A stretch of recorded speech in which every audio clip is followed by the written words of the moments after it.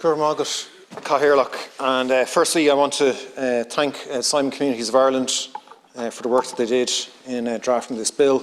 Very happy to have brought this forward along with the other opposition parties. It is positive that the government is not opposing this bill, and that the Minister for Housing indeed has said that he'll look at trying to bring in parts of this bill as quickly as possible, possibly through government legislation.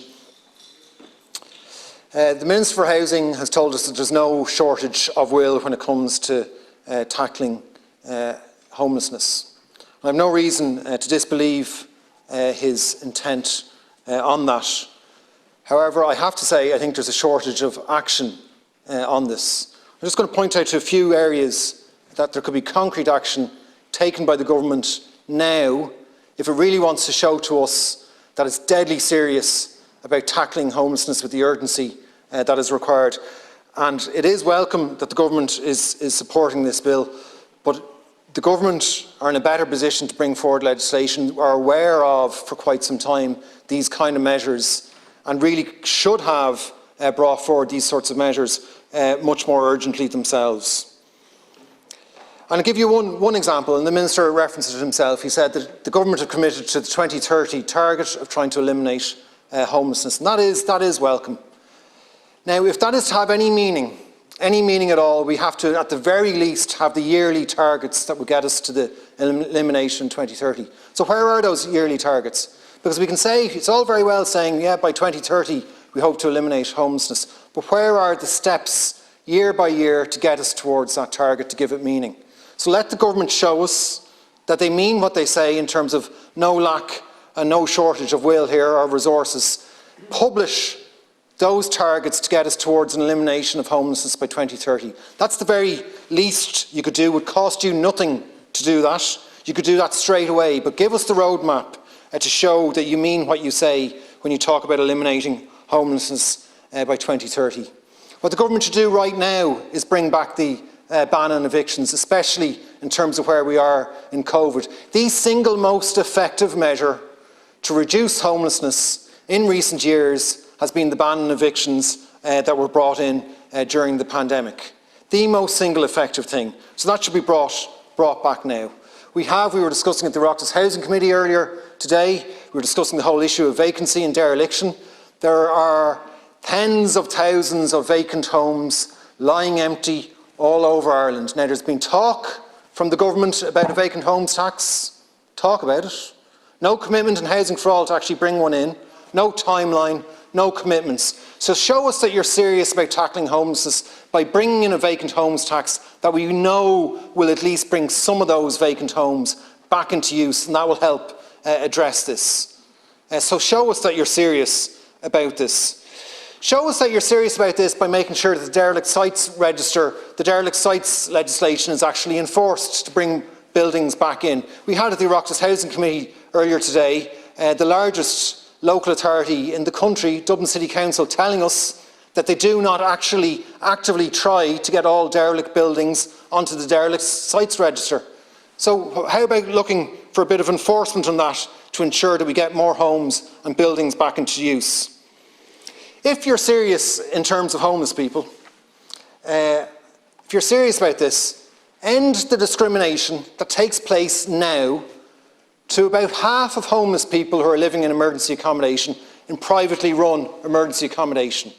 We have an outrageous situation in this country where we brought in national quality standards for all homeless service providers, and then somehow, in the last few years, a whole load of private companies and private individuals were allowed to set up private emergency accommodation funded by the state and funded by local authorities, and the national quality standards just simply don't apply to them. Why? It's discrimination against anyone who is unfortunate enough to end up having to live in that privately run emergency accommodation. There's no explanation for it. We've complaints in some of those places of blood stains on the bed sheets, complaints in another privately run emergency accommodation in Dublin of no duvets, no bed sheets. We know in many of them the staff aren't Garda vetted, many of them the staff aren't trained. We know in many of them there aren't safeguarding policies or procedures in place. They aren't checked for that. Show us that you're serious about homeless people and bring in independent inspections by HICWA. And do this now. And don't dodge this anymore. Do this now. Bring it in and show that you're serious about this. Show that you're serious about having treating people with a minimal amount of dignity and respect. And actually go one step further and maybe end the privatisation of these homeless services and bring them back under the fold of not-for-profit organisations who at least have an interest in helping to progress people out of homelessness. One of the complaints that's made to me from people working in the area supporting people who've become homeless is to say they now will frequently find people who have been living in privately run emergency accommodation and they don't have the basics in place. They don't have an application in for a medical card so they can get proper healthcare treatment. They don't have applications in maybe for social housing support to get on a housing waiting list because they're living in places without trained support workers. This is what's happening now in this country today, and it's not in any way, none of that is in any way acceptable. The local connection rule that was highlighted last year, and there was some improvements on it, especially after the RTE Investigates programme, that is still creating a barrier for some people moving out of emergency accommodation, and there have been people refused emergency accommodation or asked to leave emergency accommodation because they cannot prove a local connection. And to be clear on that, a local connection, we can be talking sometimes about people who are originally from Dublin, moved for work reasons to Galway, lost their job in Galway, are back in Dublin looking for emergency accommodation, and they get refused support on the basis of a computer system recording them on their system as having their last address in Galway. It's barbaric, and there shouldn't be any tolerance for it whatsoever. There shouldn't be any tolerance for the fact that, as a lot of people tell me, that there's effectively an unofficial policy in place with regard to emergency accommodation, that when people present to be homeless, that the accommodation that's made available to them is the accommodation of the worst possible standards in an attempt to try and keep people sleeping on floors or sleeping on couches and trying to make it as difficult as possible for them to access emergency accommodation by making sure that the very worst emergency accommodation is what is made available to them. So show us that you're serious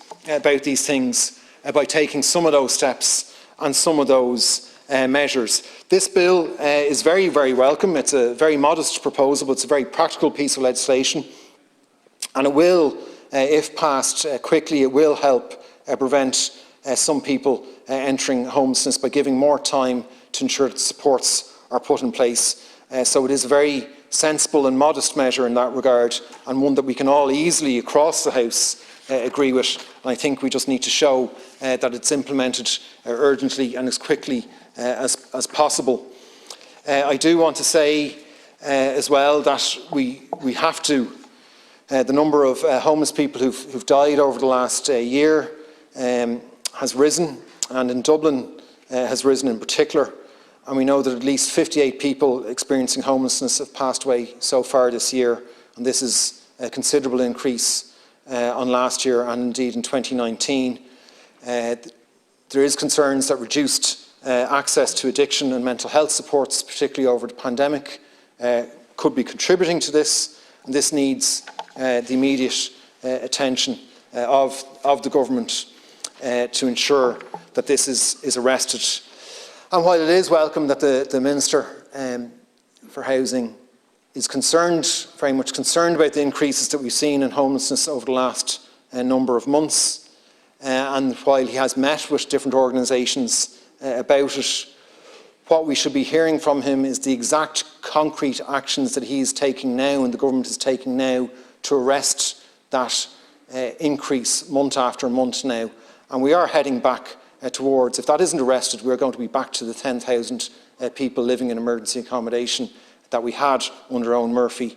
And then in addition to that, we know there's a lot of other people, people sleeping rough, people who are not counted in our homeless figures, people who fled domestic violence, people who are sleeping on couches and on floors who are not counted in our figures in Ireland. Gurb Magat.